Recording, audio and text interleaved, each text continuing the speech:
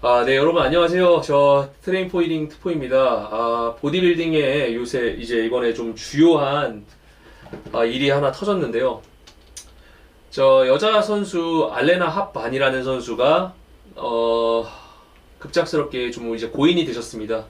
아무래도 신장 문제 때문에 이제 고인이 됐는데 올림피아 이 고인이 되는 경우들이 보디빌더들이 간혹 고인이 되는 경우들이 사실은 좀 있습니다. 어느 정도 있는데 올림피아 오너, 올림피아 프로모터 댄 솔로만이랑은 상관없는 분입니다. 올림피아의 실질적인 그런 올림피아의 오너십니다. 제이크 우드라는 분이 이제 좀 본인의 SNS를 통해서 긴 글을 썼어요. 이거를 먼저 여러분들께 어느 정도 해석해 드리고 하시면은 좀 설명이 좀 될 것 같습니다. 자, 알레나 합반이라는 여자 보디빌더가 죽었고, 고인이 되셨고, 이제 제이크 우드라는 올림피아 오너가 이제 알레나 합반이라는 그런 분의 이제 지인이신데 글을 좀 쓰셨습니다. 굉장히 이제 알레나의 죽음에 대해서 안타깝게 생각을 하고 있고요.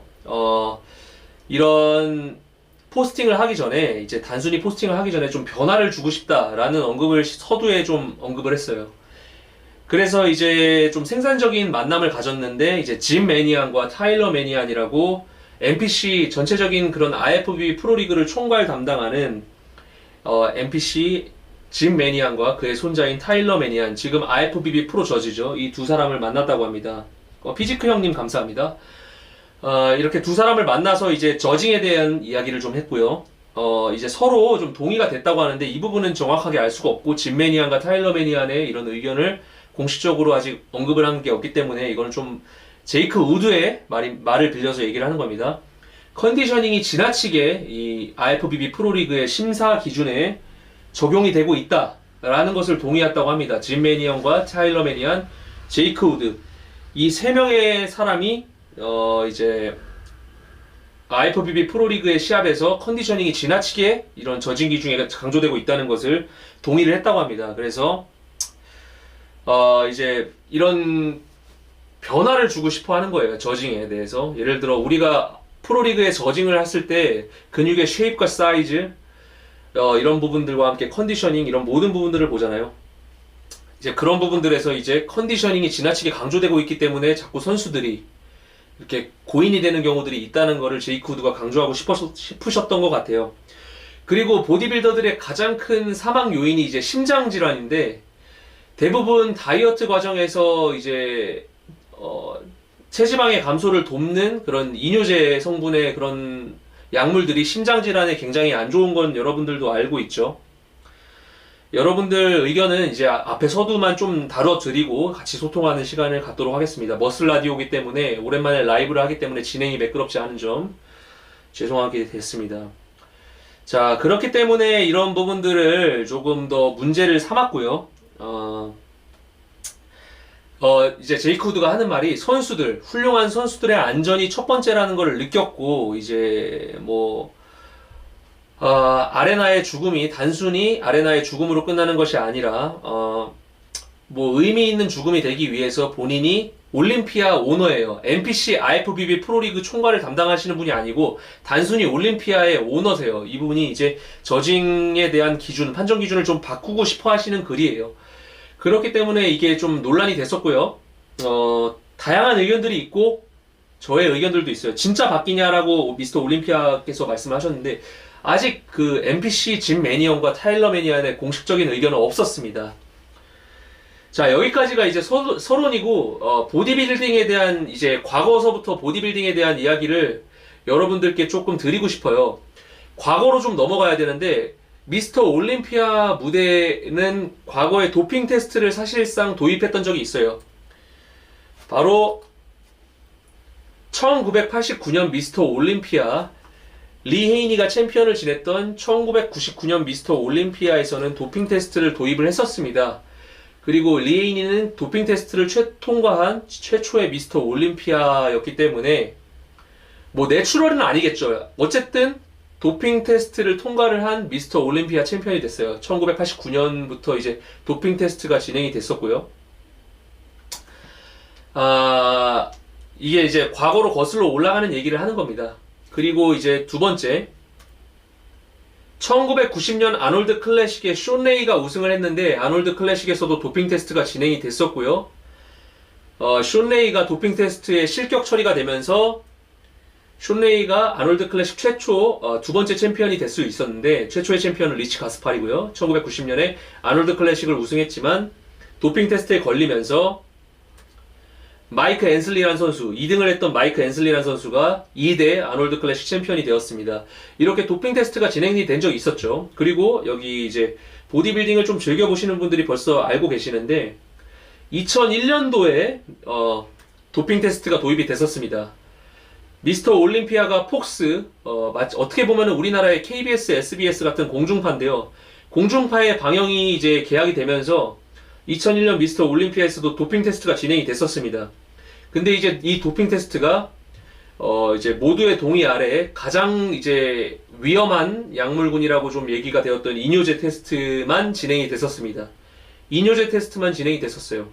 사실상 1990년대 보디빌딩은 이뇨제에 대한 사용이 굉장히 많았어요, 실제로. 나세르 엘손바리도 신장 문제로 이제 고인이 되셨고, 굉장히 많은 보디빌더들이 신장 문제를 일으키면서 뭐 신장 투석이라든지 이런 부분들에 대한 문제가 있었던 것이 중추적인 역할을 한 약물이 이제 이뇨제였죠. 그리고 2001년 미스터 올림피아에서 이 로니 콜먼이 더 킹이라는 영화를 보시면 로니 콜먼이 2001년 미스터 올림피아 사전심사 전에 기절했다고 나오는데 사전심사에서 기절했던 이유 역시 사실은 알만한 사람들은 다 알 겁니다. 체드 니클스라는 그런 영양 코치가 뭐 이뇨제 사용에 대한 무분별한 사용이 어느 정도 얘기가 있죠. 로니 콜먼 역시 수분 배출을 위한 이뇨제 사용으로 인해서 약간 기절을 했었고 컨디셔닝이 안 좋아서 이제 수분을 섭취하고 다시 올림피아 무대에 올랐지만 제이 커틀러라는 신예가 로니 콜먼보다 사이즈는 작지만 굉장히 강도 높은 근육의 선명도로 무대에 올랐습니다.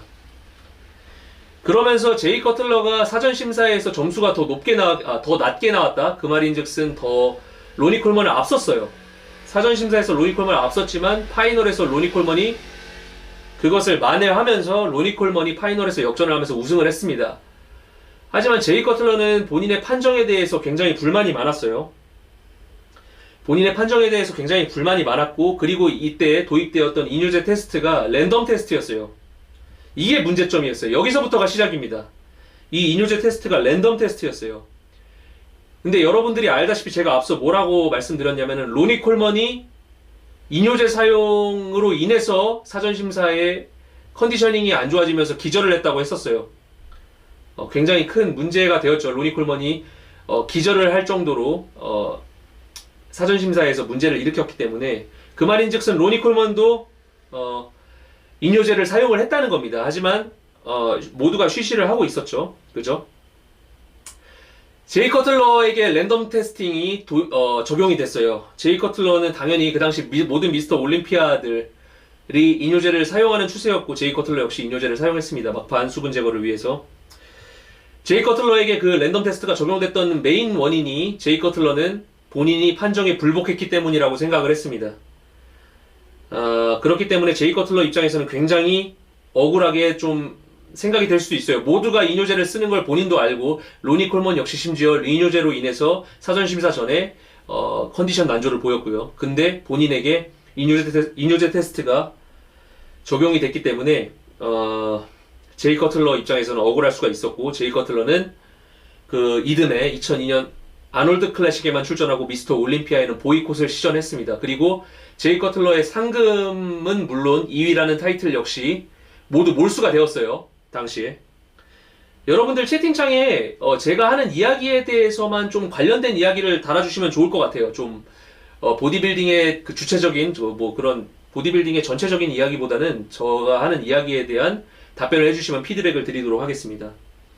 제이 커틀러는 그로 인해서 법정 공방이 진행이 되었고 제이 커틀러의 승소로 미스터 올림피아에서 드러그 테스팅은 사라지게 되었습니다. 그리고 그 드러그 테스팅 자체가 의미도 없었을 뿐더러 약간 정치적인 성향에 의해서 그 랜덤으로 이 선수에게 뭐 드러그 테스팅을 시도하고 했기 때문에 제이 커틀러는 그것이 억울했고 소송을 했고 제이 커틀러가 승소를 했습니다. 그렇기 때문에 미스터 올림피아에서 이렇게 이뇨제 테스트는 단 1년, 2001년에만 적용을 하였고,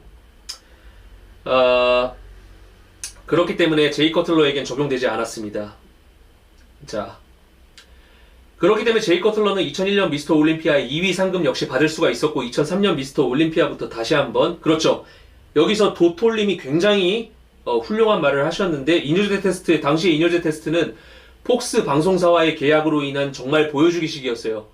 폭스 방송사는 사실 보디빌딩 팬들이 보는 게 아니라 대중 매체였기 때문에 대중들이 보디빌딩 쇼를 볼 수 있는 기회였고, 이로 인해서 올림피아에서 보여주기식으로 도핑 테스트를 진행했습니다. 그리고 제이 커틀러는 본인에게 불리하게 작용했던 거죠. 모두가 이뇨제를 사용했지만 제이 커틀러에게 랜덤 테스트로 진행이 됐었고, 제이 커틀러가 그걸 걸렸죠. 로니 콜먼 역시 이뇨제를 사용했음에도 불구하고요. 하지만 어쨌든 이뇨제 테스트는 이렇게 해서 사라졌어요. 자, 여기까지가 이제 서론입니다. 자, 서론이고요. 자, 다시 이야기를 본론으로 진행되자면, 이제 여러분들하고 이제 본론을 좀 진행을 하려고 합니다. 이제부터는 제 생각을 말씀드리려고 합니다. 이제부터는 제 생각을 말씀드리려고 합니다. 일단은 현대 미스터 올림피아 사진들을 한번 볼게요. 일단은 현대 미스터 올림피아 사진들을 볼 수 있겠죠. 자, 잠시만요. 2020년 미스터 올림피아 사진을 한번 볼게요.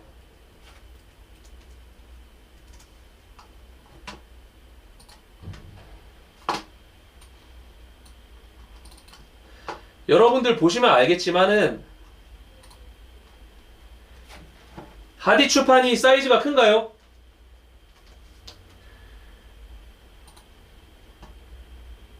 자, 하디 추판이 사이즈가 큰 선수가 절대 아닙니다. 그럼에도 불구하고 올림피아에서 4위라는 성적을 기록할 수 있었던 메인 이유는 바로 컨디셔닝이에요. 그뿐만 아니라 이제 보디빌딩에서 컨디셔닝은 굉장히 큰 작용으로 해왔죠. 이미 현대 보디빌딩에서는 도리안 예이츠를 기점으로 컨디셔닝은 굉장히 큰 작용을 했었습니다. 그리고 그 컨디셔닝은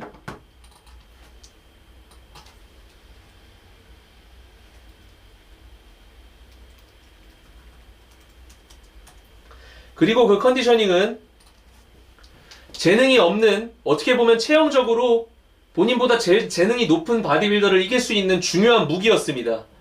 체형적으로 본인보다 월등히 뛰어난 선수를 이길 수 있는 무기였어요. 컨디셔닝은 그렇기 때문에 굉장히 중요한 심사 기준이었습니다. 그리고 우리가 보디빌딩을 보는 이유 중에 하나가 선수들의 훌륭한 컨디셔닝을 보기 위함도 있죠. 여러분 보시면 알겠지만 도리안 예이츠하고 플렉스 윌러의 다이어트 수준의 차이는 승패의 가장 큰 요인이었습니다. 여러분들도 아시겠지만 버퍼링이 조금 있나요? 버퍼링이 조금 있군요. 굉장히 안타깝게 됐는데 버퍼링이 왜 있지?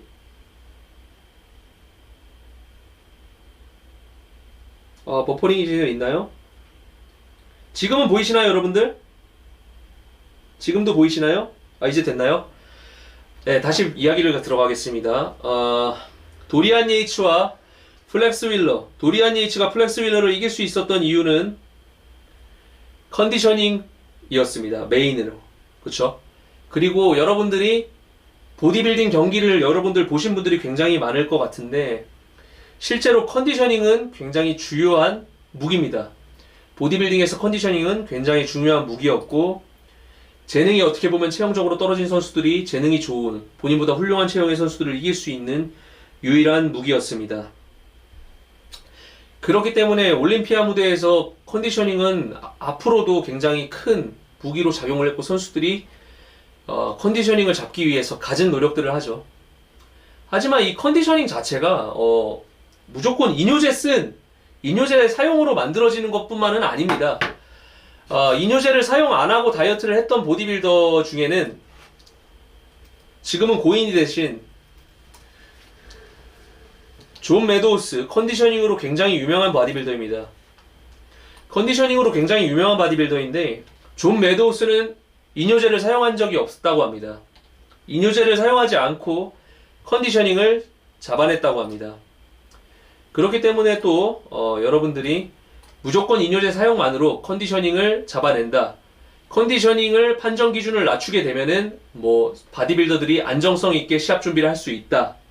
그건 또 아니란 거지 말입니다. 이거는 그렇기 때문에 이 컨디셔닝이라는 굉장히 중요한 판정 기준을 버리기에는 또 애매하단 말이죠. 보디빌딩에서 굉장히 중요한 그런 역할을 해왔고 여러분들도 아시겠지만은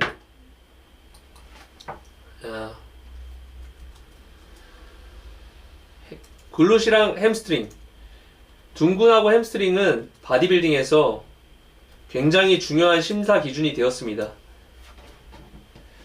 글룻하고 햄스트링은 굉장히 중요한 심사 기준입니다. 피리스를 쳐볼까요?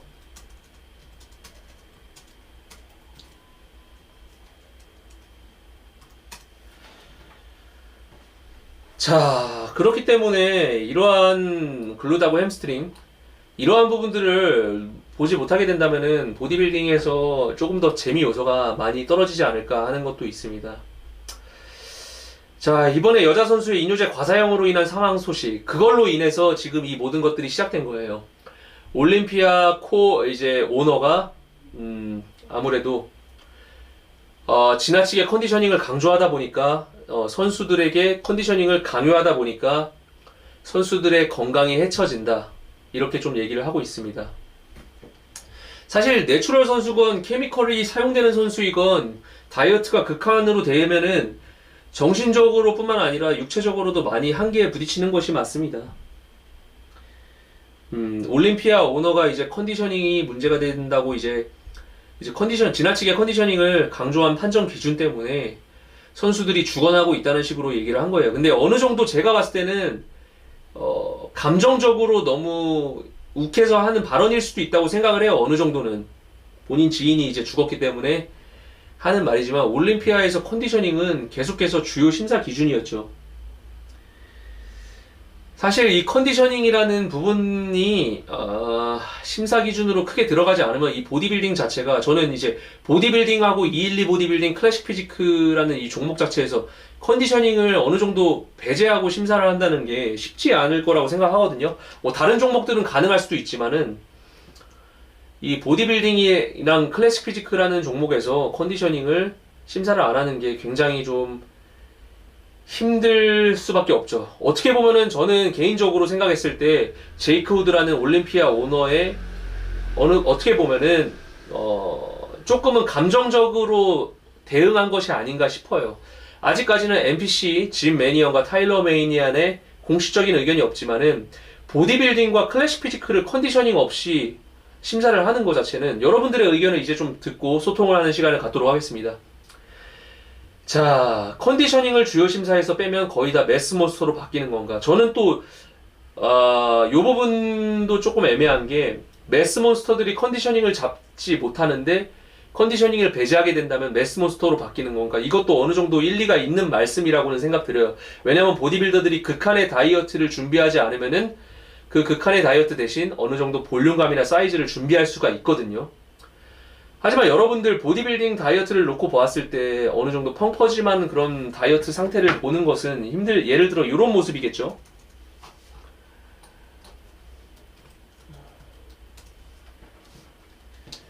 이런 모습을 보디빌딩에서 좀 기대하지는 않잖아요. 그죠?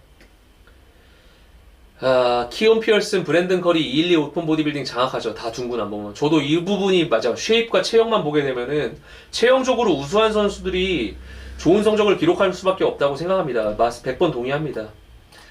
자, 우리가 올림피아에서 이런 모습을 좀 선수들에게 기대를 하진 않겠죠. 체형적으로 우수하거나 사이즈를 갖춘 선수들이 이제 그렇게 된다는 건데, 물론 이게 지금 과장된 걸 수도 있어요. 찬조 출연의 모습까지는 아니겠지만은 이런 모습은 될 수 있겠죠. 키온 피어슨이 굉장히 큰 문제점으로 받았던 게 이제 뭐 시카고 프로를 예로 들까요? 키온 피어슨이 문제점으로 봤던 부분들이 바로 후면 포즈였죠. 후면 포즈에서의 둥근의 상태라든지 이런 부분들이 굉장히 큰 문제로 좀 작용이 됐었는데, 이런 부분들이 좀 아쉽게 되지 않을까 싶습니다. 예. 여러분들과 이제 소통하는 시간을 좀 갖도록 하겠습니다. 맞아요. 이안 벨리어도 이뇨제 안 쓴다고. 이뇨제를 안 쓰면서 컨디셔닝을 잡는 선수들도 꽤 많습니다. 그렇기 때문에 이게 단순히 이제 이 컨디셔닝 자체를 뭐 약물 과사용이다 이렇게 정의하기도 좀 애매합니다. 예. 오히려 컨디셔닝 좋은 선수들 중에서 이뇨제 사용 안 하는 선수들도 많다고 합니다. 실제로. 지금 굉장히 애매해질 것 같다. 저도 동의합니다. 선수들의 이제 컨디셔닝을 좀 신경을 안 쓰게 되면은 굉장히 판정 기준이 애매하게 될 것 같다. 이것도 어느 부분 동의합니다. 자, 체형하고 사이즈만 보게 되는 상황이 되겠죠. 댓글 좀 한번 보도록 하겠습니다. 근데 무리하게 빼면 건강에 좋을 리가 없죠. 이거는 맞지만은 사실 근데 이제 컨디셔닝을 배제한 심사 기준이 들어간다면은 이 보디빌딩이 과연 조금 정말 재밌는 보디빌딩이 될 수 있을까 좀 걱정이 많이 됩니다. 이제부터 여러분들하고 소통의 장을 갖도록 하겠습니다. 앞서 이제 간략하게 개요에 대해서 말씀을 드렸고 제 개인적인 의견을 먼저 말씀드리자면은 보디빌딩에서 컨디셔닝이 제외된다면은 도리안 예이츠가 플렉스 릴러를 이길 수가 없었고요. 제이 커틀러가 로니 콜먼을 이길 수 없었을 것입니다. 그리고 덱스터 잭슨이 제이 커틀러를 이길 수 없었을 것이고 그런 부분들이 그렇게 된다면 여러분들 얼마나 보디빌딩이 재미가 없겠어요. 피리스가 7번 타이틀을 차지할 수 없었을 것이고 정말 빅라미가 진작에 올림피아가 됐었을 겁니다. 사이즈와 체형이 있는 선수였기 때문에 굉장히 좀 애매하게 돼버리는 상황이 되지 않을까요? 저는 보디빌딩에서 컨디셔닝 그리고 또 컨디셔닝을 해서 말씀드리는 게 이뇨제 사용하고 컨디셔닝이 굉장히 많이 밀접한 관련이 있는데 이뇨제를 사용하지 않고도 컨디셔닝을 만들었던 일례들도 굉장히 많습니다. 현대의 바디빌딩 이안 벨리어도 이뇨제를 사용하지 않는다고 발표했었고 지난 시간 얼마 전에 고인이 되었던 존 매도우스 역시 이뇨제 사용 없이 살인적인 컨디셔닝을 가져왔던 선수들입니다. 컨디셔닝을 안 보는 이유가 이제 제이크 우드의 말을 빌려서 말을 하자면은 건강을 해치기 때문에 선수들의 생명과 직접적인 연관이 된다라는 것이죠. 그리고 그 이뇨제의 사용이라는 직접적인 언급을 했었습니다. 컨디셔닝을 이뇨제로 만든다 라고 제이크 우드는 생각을 하는 것 같아요. 어느 정도. 그렇게 되면은 제 개인적인 생각으로는 212 보디빌딩하고 보디빌딩하고 클래식 피지크의 심사 기준이 굉장하게 애매하게 돼버린다는 거죠. 보디빌딩 자체가 스포츠로 놓고 보았을 때 굉장하게 애매해져 버린다는 것입니다. 이제 배제하고 사용한다는 것이 아니라 결정된 부분은 아니지만 그럴 가능성도 우리가 열어 두어야 된다는 거죠. 여러분들의 생각을 좀 얘기를 나누고 싶은 부분입니다.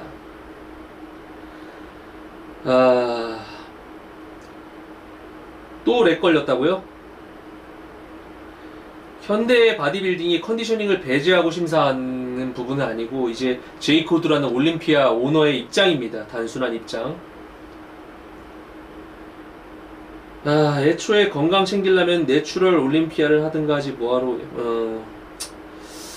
참 도핑 검사를 도입했던 과거가 있긴 있었어요. 도핑 검사를 도입했던 과거가 있었고 도핑 검사를 도입했었을 때 이뇨제 검사도 했었고 도핑 검사를 도입했었을 때 문제점이 굉장히 많았어요. 형평성에 어긋난다는 이야기들도 많았고요. 사실 컨디셔닝을 보지 않게 되면은 어떻게 보면은 재능 있는 바디빌더들이 오랫동안 군림할 수밖에 없어요. 재능 있는 바디빌더들만이 컨디셔닝으로 역전을 일궈냈던 바디빌더들이 도태될 수밖에 없죠. 여러분들도 아시다시피 문제점이 굉장히 많을 수가 있습니다. 사이즈 게임으로 갈 수도 있죠. 어떻게 보면 사이즈 게임으로 갈 수도 있어요. 또 거기서 나오는 위험성을 어떻게 할 건데, 맞죠? 사이즈 게임으로 갈 수 있다는 말씀하셨는데 사이즈 게임에서 나오는 그 위험성은 어떻게 감당을 합니까?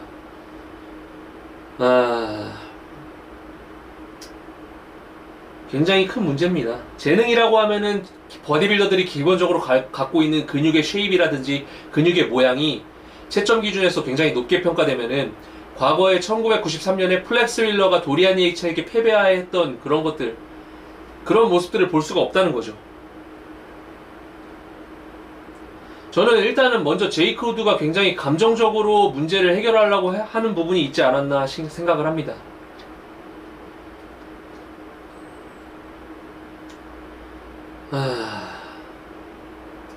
진짜 컨디셔닝이 빠지게 되면은 굉장히 까다로워질 것 같습니다. 여러분들하고 한 10분 정도만 더 소통을 하고 머슬 라디오를 마무리하고 라이브 놓치신 분들 걱정하지 마십시오. 제가 내일 라이브를 녹화본을 여러분들에게 좀 올릴 수 있도록 좀 진행을 할 거니까 너무 걱정하지 않으셔도 될 것 같습니다.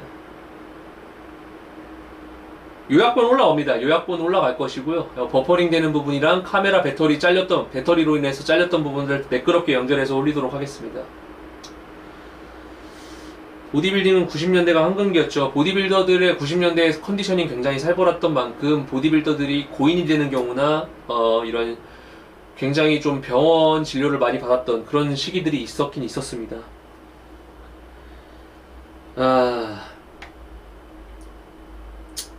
오늘의 주제는 일단은 제이크 우드의 발언으로 시작된 부분이니까 아놀드 슈왈제너거의 Screw Your Freedom 이 발언에 대해서는 나중에 토론할 수 있으면 여러분들하고 토론했으면 좋겠습니다. 그럼 사이즈랑 신미성만 보는 건가요? 잠님께서 굉장히 좀 예리한 질문 하셨는데 맞는 것 같습니다. 그렇게 될 수도 있죠. 트랑님 감사합니다. 이뇨제의 위험성이 컨디셔닝의 채점 기준 완화 왜 이렇게 연결돼? 맞아요. 그래서 그게 왜 이렇게 연결되는지 저도 모르겠습니다. 물론 이뇨제와 상관없이 컨디셔닝이 극강으로 이제 올라가게 된다면은 선수들의 건강을 해칠 수 있고 육체적으로 굉장히 힘들 수가 있겠지만은 그 컨디셔닝 자체를 무조건 이뇨제의 사용으로 연결짓는 부분들도 문제가 있을 수 있죠. 어떻게 보면 제가 개인적으로 감성적으로 조금 접근하려고 한 부분이 아닌가 제이크 우드에게 굉장히 좀 안타깝게 좀 생각합니다. 전체적으로 다 적용이 된다고 합니다. 그렇게 되면 모든 종목에 적용이 되는데 개인적으로 맨즈 피지크나 뭐 이런 것들은 상관이 없는데 클래식 피지크, 보디빌딩, 212 보디빌딩은 굉장히 큰 문제로 다가올 수 있지 않을까 싶어요. 정말 좀 문제가 심각합니다. 게스트 포징 상태로 나오는 선수들이 나올 수도 있겠죠. 만약 이게 정말 공론화가 된다면 짐 매니언과 타일러 매니언의 공식적인 의견이 없지만 저는 부디 이 부분들이 통과되지 않았으면 합니다. 보디빌딩에서 사이즈와 함께 컨디셔닝을 보는 것이 정말 보디빌딩의 묘미 아닙니까? 보디빌딩의 재미가 정말 크게 반감될 수도 있다고 생각합니다. 그렇기 때문에 더욱 걱정이 되는 부분입니다.